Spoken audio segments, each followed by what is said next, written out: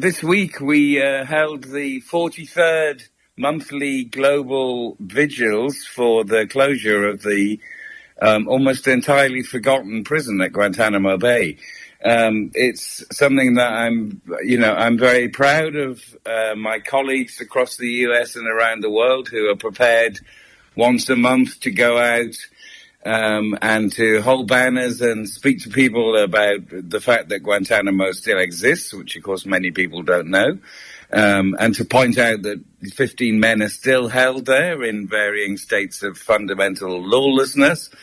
And, you know, over the time that we've been doing this, which started under Biden and I think contributed to the pressure that was put on him to finally release some men from Guantanamo. But of course, since Donald Trump got in, he sealed the place shut for the men still held there, as he did in his first term. And actually, I'm sure we all remember as well that in his first year back in office, he kind of used it as a theater of cruelty to hold immigrants as part of this monstrous war on immigrants that he's undertaking, driven primarily by Miller, his Homeland Security man.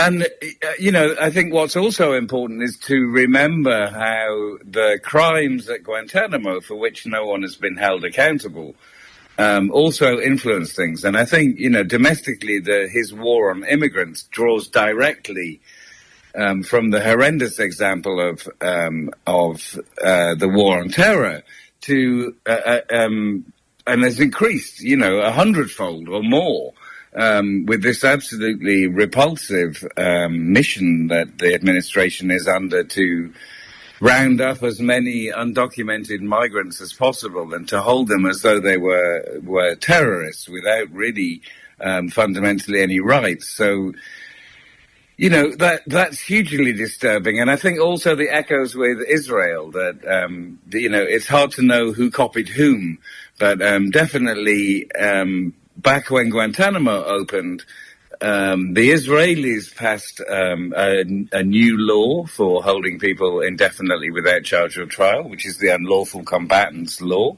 And it was almost exactly at the same time that George W. Bush declared that the prisoners held at Guantanamo were unlawful enemy combatants. And so we can see these parallels. And of course, again, what Israel has done is multiplied the monstrous abuses of Guantanamo and applied them to the nearly 10,000 Palestinians that it's holding in its what's become a network of torture prisons since October the 7th. Well, I know that you've been writing for years, dating back to when you first got involved in and then compiling the Guantanamo files and somehow coming up with background information on 774 detainees. How did you do that? I mean, how long? That must have been a long process to get all that information and put it out there.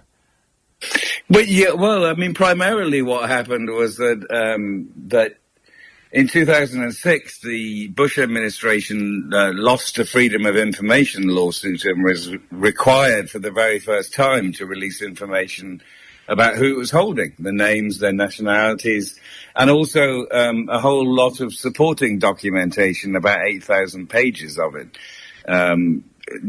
Unclassified allegations against the men and transcripts of these hearings that they held at Guantanamo.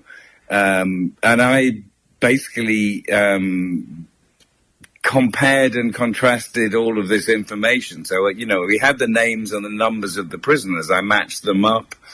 I then, ascertained who was captured where and when and under what circumstances to try and piece together what I think still stands as a pretty reliable assessment of why Guantanamo wasn't what the Bush administration said it was, which was that these people were the worst of the worst terrorists, but that in fact the overwhelming majority of them had no involvement in terrorism, Many of them have been bought for bounty payments that were being offered by the Americans in both Afghanistan and Pakistan, and that a huge number were just completely detained by mistake. They seem to have been people just in the wrong time and the wrong place, like a large number of people who were rounded up in Pakistan, for example.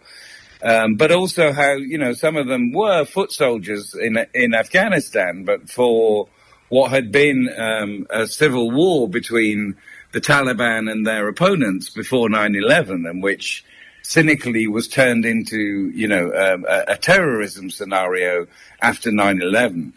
And so all of these mostly hapless people were imprisoned and sent to Guantanamo, were subjected to torture and abuse, were held for many, many long years, mostly without charge or trial. And the situation that we're still in now is that 15 men are still held. And 6 of those have never been charged with any kind of wrongdoing. And the rest of them are caught up in this broken trial system that they established at Guantanamo, dragged it from their history books, the military commissions. And the problem that they have there is that all of the so-called high-value detainees, including the people allegedly responsible for the 9/11 attacks, were all held for many years and tortured in CIA black site torture prisons. And fundamentally, the use of torture is incompatible with justice, as they've been finding out at Guantanamo. And this story just goes round and round like a kind of Groundhog Day, where, the defense teams are trying to defend their clients and get information from the government about what happened to them. And the government is trying to hide that because they recognize that the more comes out, the less likely it is that they'll be able to get any kind of convictions. And that's the sad situation that we're in. I have to say that, unfortunately, although the Biden administration released a number of men during his 4 years, Biden's 4 years in office, towards the end there were plea deals that were arranged with some of the 9/11 accused, where they would admit to their guilt. They would have the death penalty taken off the table. They would continue to be held for life.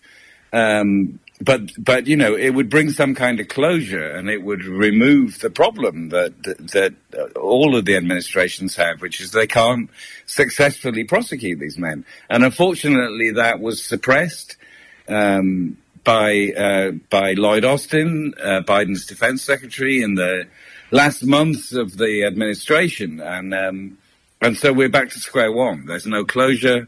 As I'm sure you're aware, it's the 25th anniversary of the 9/11 attacks coming up next month. The survivors and the relatives of the deceased have had no justice. They've had no closure. This thing just goes on forever. And with each passing year, of course, Bob, young people are growing up in the United States without really any knowledge of what any of this was about. It was so long ago. And I know you have written on what's going on with Israel and Palestinians. There are Palestinians being held by Israel. Yeah, the Palestinians held. There are. They've kind of doubled the numbers of Palestinians who are held fundamentally without charge or trial since October the 7th. And, one of those processes is called administrative detention, and it was inherited from the British. And it's definitely something that the United States was aware of when they set up Guantanamo. And as I was saying, they also introduced another law in 2002 called the Unlawful Combatants Law. And they're holding people on that basis. And they're holding the doctors and medical staff that they seized from Gaza's hospitals as unlawful combatants because of these farcical allegations that they make, that these people, while working under a genocide every hour imaginable to try and save people's lives, were also operatives within Hamas. I mean, it's farcical. But as we know from Guantanamo, when you set up a system where you hold people without ever putting them on trial, You can invent whatever kind of rubbish you want about them because it's never going to be tested in a court of law.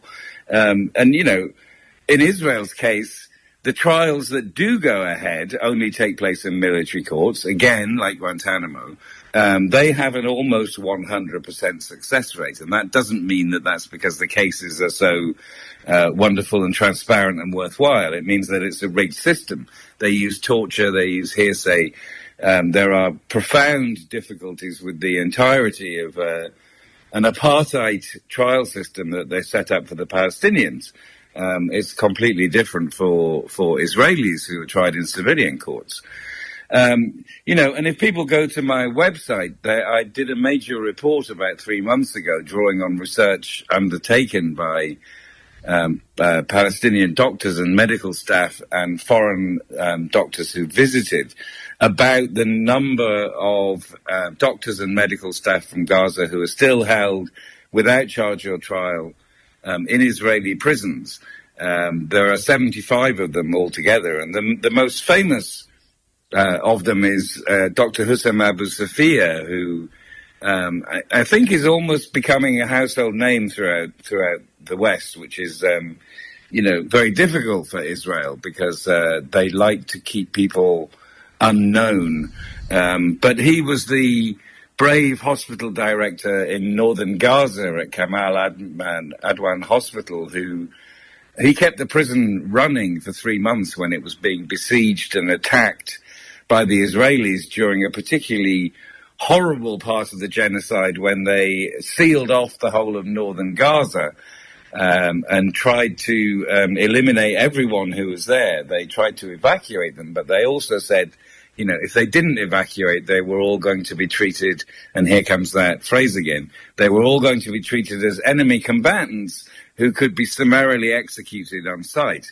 And he kept the prison going during this horrendous time. And then when the hospital could run no longer, disappeared into the prison system, where he's quite clearly been and continues to be abused, as it seems are almost all of these thousands of people from Gaza held in Israel's prisons.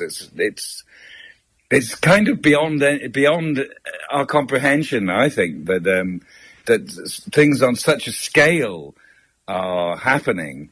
And this is just the prison side of things, not the grotesque, slaughter of people within Gaza itself, which Israel shows no signs of wanting to bring to an end at all. It seems to me that they live now only to kill, only to kill Palestinians, also killing Lebanese people, on this deranged notion that endless war will somehow bring them the safety that they crave, when the safety that they crave can only come about through finding a way to recognize the Palestinians and the people in their neighboring countries as equals, essentially. And yet here we are, nearly 3 years into it, Bob, and as we know, our governments are also fully complicit in this, which is, deeply shocking.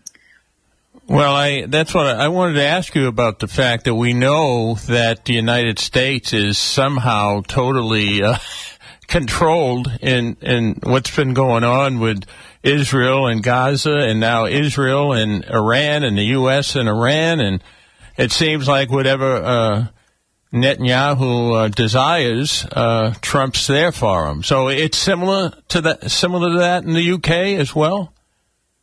Yeah, I mean, it's not as explicit, Bob, in the sense that, the United States is the biggest provider of weapons to Israel. So without the United States providing them with 60% of their weapons, the genocide could not have been as grotesque as it has been. But Britain has been, using its base on Cyprus to spy for Israel on Gaza, and supporting Israel in every way possible. What we've had in the UK is a massive suppression of civil liberties on behalf of Israel. I know the same things have been happening in the United States. I have to interrupt you only because if someone's really naive, you could say I'm naive, why on earth does Israel have such control over U.S. and the U.K. and can you explain that? Well, I mean, it's been in some ways I can, and in some ways I can't, Bob. I mean, we know that the lobbying groups that have been pushing for the U.S.'s ironclad support for Israel, as Joe Biden described it, have been, working for decades to ensure that people who are supportive of Israel are elected to the U.S. Congress. And, they control the majority of these people through money on the one hand. They pour money into elections for the people that they support to try and get them to win. And it's been enormously successful over the years. Why it is that people have such an attachment to Israel is a complicated issue, isn't it? Yes. On the one hand, we have a history where people feel guilt or a certain amount of responsibility. Or a certain amount of empathy with what the Jewish people as a whole went through with the Holocaust. But what we're dealing with Israel is a specific Zionist settler colonial project of extermination, essentially.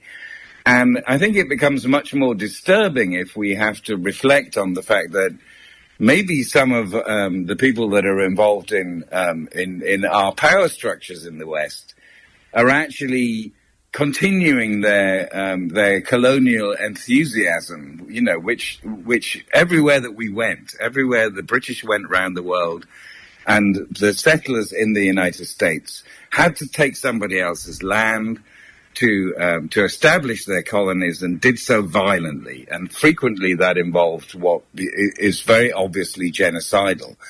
And it disturbs me to think that people who, I'm not talking about people who are, extremely right-wing here. I'm talking about people who regard themselves as liberal, are somehow plugging back into a notion of the times when we put down with extreme violence people that we were trying to suppress on their own land, and are somehow living vicariously through what Israel is doing, something that at some level it seems that they miss.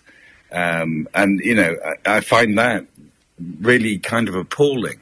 But the other thing may be just that people are identifying, because people identify so strongly with Israel, and they are, very fundamentally racist, it must be said. Palestinian lives have no value, and we've seen that repeatedly from politicians and the media. Whereas people are identifying as though it was them in Israel feeling beleaguered and feeling attacked.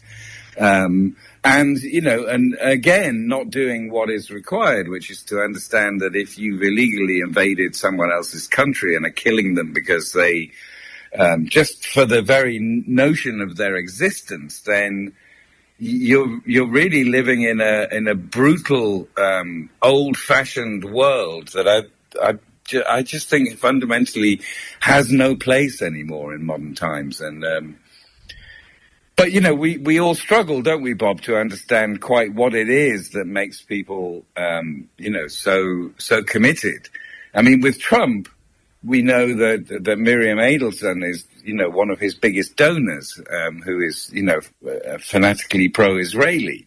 But then, we must also wonder to some extent whether they have, some blackmail potential over certain people. Then we start getting into the territory of the Epstein files, and then we start getting into the territory of knowing that Mossad is, an intelligence agency that doesn't sit back and mind its own business, that it's very actively involved in maintaining the Israeli project. So it's a complicated bag of all kinds of things, Bob. But what I'm glad to see happening in the United States right now is that AIPAC is starting to lose its power, that candidates who are opposed to what Israel has been doing, because of the horrors of everything that we've seen, are, losing support. We can clearly see that young people, in a significant majority, are not fooled by the narratives that Israel has been selling for decades. That's becoming a difficult issue for Democrats in particular, I think. But we need a change. We need an end to this situation of unquestioning, ironclad support for Israel. And with Republicans, I think the interesting aspect is that part of Trump's support came from people who wanted to put America first, and now finding that America has put Israel first. And there's a friction there that is very real and understandably so. We're talking to Andy Worthington, investigative journalist in the United Kingdom and the author of the Guantanamo files, among. So why don't you talk a little bit about your website, because it's just an encyclopedia of information, especially around Guantanamo, but everything else. You have 4 or 5 posts every month relating to issues that are affecting not only the UK and the US, but worldwide problems like Iran and Gaza and Palestine. And so let the listening audience know, maybe they can pull it up right now while they're listening to the show. Well, that would be great. So it is andyworthington.co.uk. I've been running it for 20 years, and it's got thousands of articles. As you note, with a big focus on Guantanamo over the years. But, since the genocide began in Gaza, I've been writing very regularly about that. I also will focus on other stories that are in the news. And I try and tie the whole thing in to my work on social media as well, trying to keep navigating the social media landscape. And, recently, I've been on Substack for the last few years and building up a following there. And I've also, weirdly, Bob, found that recently Facebook, which has been suppressing my posts for a long time, has suddenly started promoting them. So some of those are going viral and reaching hundreds of thousands of people, which was something that never happened. But, I'm sure you experience this. We all have, there's an ever-changing social media landscape of things that are, that involve algorithmic suppression, sometimes involve waves of censorship. I particularly found that in the first year of the genocide was that, there was a huge amount of censorship of voices that were supportive of the Palestinians and critical of Israel. Well, with that being said, could you talk about the 4 young people with Palestine Action and what happened around that? They were sent to prison, right? Yeah, there's a long story of people taking direct action against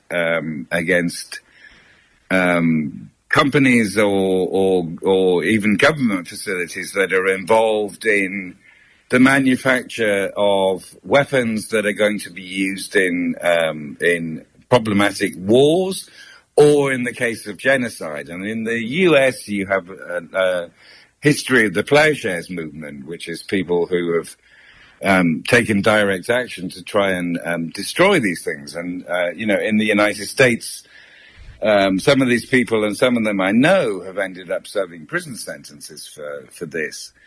In the UK, we have, on occasion, had people who have been acquitted by a jury when they've gone to trial because there is a long history within the British legal system that juries are allowed to acquit on the basis of their consciences if they believe that the alleged crime that people were committing was something that had this human rights dimension, if you like, that they were acting for the better good. And what we've seen in the last few years is efforts to take away this component of trials in the UK. It first happened under our last Conservative government with climate activists, whereby the government and certain judges, clearly acting on behalf of the fossil fuel companies, were trying to get people sentenced purely on the basis of the damage that they caused without any kind of moral context, without allowing them, absolutely refusing to allow them in court to explain why they did what they did. Since we've got this Labour government in, which is, furiously pro-Israeli, then they have taken this one step further. And there's a direct action group called Palestine Action, which have been taking direct action, breaking into factories owned and run by Elbit Systems, which is Israel's largest weapons manufacturer, which has factories spread all throughout the West. And they took this unprecedented step of prescribing Palestine Action as a terrorist organization. And this has meant, it's kind of absurd, really, because if you're prescribed as a terrorist organization, like Al-Qaeda or ISIS, then anyone who voices any support for them is also complicit in terrorism and can be arrested and tried and put away for many years in prison. And what happened here in the UK was that a bunch of mostly retired people, many really pillars of the establishment, so retired vicars, recently there was a man arrested who was a former environmental advisor to Prince Charles, now King Charles, and he was the head of Friends of the Earth. These people are being arrested as terrorists because they're making handmade placards that say, "I oppose genocide, I support Palestine Action." And that placard is, is being regarded because of the terrorism legislation as expressing support for a terrorist organization, which means that, the full weight of the law can descend on you. And I think to date around 3,500 people have been arrested for holding up these placards. What they've done at the same time in the courts is that they tried these people for criminal damage for what was done in the factories that they've been attacking. And this is an understandable outcome. If you do that, you would expect that, you're going to be found guilty of criminal damage. Obviously, there's this angle whereby the jury should be allowed to acquit you. But what happened a few years ago is that under the Conservative government, they broadened massively the definition of aspects of terrorism that could be added on after a trial had taken place at the sentencing phase, so that the judge, without ever telling the jury what he was planning or had the ability to do this, is adding at the sentencing phase a terrorism connection to what happened with these four people you're talking about. They were convicted of criminal damage, and then at the sentencing phase, they were sentenced as terrorists, which has, profound implications. It means they're treated very badly in detention because, the level of knowledge and awareness amongst the people working in prisons is not really going to be very high. They're told, treat these people as terrorists. It will also mean that they can't be released after a reduced period. And that they will be haunted by this terrorist connection for many, many, many years after they've been released, that they will have to be monitored and they will have problems doing all kinds of things. And it's a creeping authoritarianism that is really, very deeply troubling. And I would imagine it's the same situation, really, Bob, in the States, that especially in connection with terrorism, when governments get more and more hysterical and introduce more and more authoritarian responses to things, we never see those things repealed. What they actually do is they end up creating more and more authoritarianism, so that at the end, as is happening in the UK right now, when it comes to terrorism related to the genocide in Gaza, we're teetering on the edge of a very fascistic approach to people's right to fight against that, and also to protest against it in any way. I mean, when people in their 80s are being arrested for holding a piece of cardboard and are being regarded as terrorists, then something has gone badly wrong, I think. Well, I have a friend here who has 3 children who live in the Netherlands, and one's in his mid-30s, and he and his wife just had their 3rd child. And, I haven't seen him in a few years, but, he's a very open-minded, progressive young man. And he told his father about a month ago, he said, I'm leaving Europe. I'm moving to the U.S. Since his father has U.S. citizenship and his mother is from Netherlands, he's exploring all these possibilities. So by the first of the year, he doesn't want his children to grow up in Europe. And I'm thinking, look what's happening here in the United States as far as, the rights of people being dismantled. As you said, people. The interesting thing when you mentioned the older people who are thrown in jail, I don't know how long they're, but the people who protest here are all older people as well, 60s, 70s, 80s. It's interesting. But could you comment on why this young progressive guy from the Netherlands says, I have to leave Europe, I don't want my 3 children to be raised in Europe, when he was so open-minded, progressive, and he wants to come to the States, and I'm questioning that. Well, my immediate response to that is that, there are far-right problems in various European countries to varying degrees. But as we would all have to admit, there are in the United States as well. So I'm not sure that there's much not much of a viable notion at the moment that you can actually move around countries in the West and locate somewhere where you're going to be safe. I think we're all dealing with quite serious issues involving the far right, involving racism.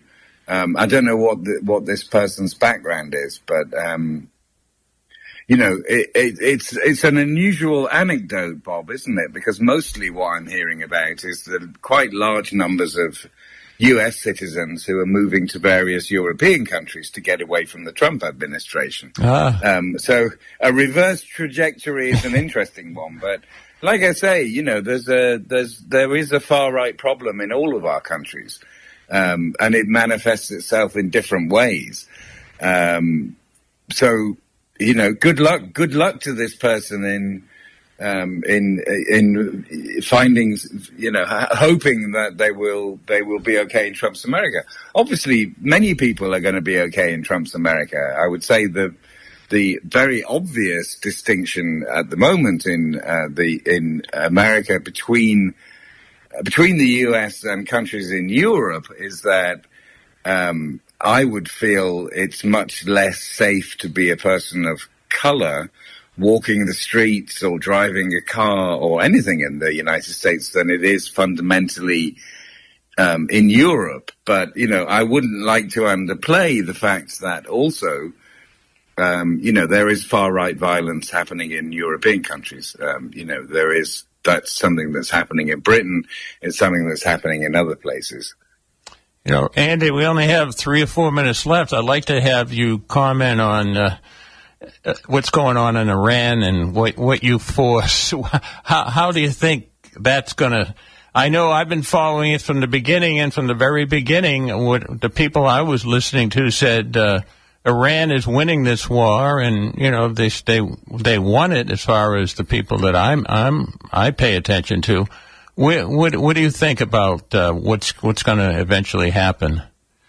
I don't know what's going to happen eventually, but it does seem very much as though Iran has won, which obviously anyone sensible knew from the beginning that the reason, You remember with the project for the New American Century in the 90s and that led up to, those people were present at the time of the War on Terror, that they wanted to knock out 7 countries in the Middle East. And they've done their damnedest to do damage to 6 of those. But the one that was still standing and untouched was Iran. And that's because anyone with a functioning brain knew that Iran was a massive and well-organized country that was not going to be a pushover. I think what I find, I don't know how Trump is going to get out of this, but I am interested that I think it's done him quite serious political damage. I think people didn't want this, first of all, and also that people can tell that it's been a failure. And while he's trying to get an off-ramp where he can declare victory without having actually won anything, I think it has long-term implications for how the United States is regarded, actually. And I think throughout the whole of the Middle East, throughout the Gulf countries, for example, all of those countries have learned the hard way that the support that they thought they were getting for the United States has not materialized when they ended up being attacked by Iran in retaliation for this ludicrous war on Iran, which was undertaken because for whatever reason, Trump was unable to say no to Netanyahu, as all previous presidents have done. It's an interesting time, isn't it, Bob? But I don't know whether you agree with me. I think he's getting, I think he's ailing progressively, but I think he has been marginalized by his own incompetence over Iran. And he doesn't seem to have as much of a presence in our lives and in the news as he did before this, because it's a defeat, and it was a truly disastrous thing to have done. And the fact that he was doing it on behalf of Israel only adds to it, doesn't it? Oh, God, yes. It's just totally disgusting, disturbing, distressing. We only have about 30, 40 seconds. Why don't you give the website and let people know how to find you? Yeah, sure. So, again, it's andyworthington.co.uk. People can also find me on Substack. And I hope people, come and check out what I've been doing and what I will continue to do, which is to be, a truly independent journalist and activist. I'm only funded by people who support my work. As part of that's part of the important alternative independent media that exists, which I think the more time goes on, the more important it becomes that we have voices that are not those of the corporate mainstream media, because they're not reliable and they're not telling us the truth. Well, with that being said, we're out of time, Andy, so thank you so much.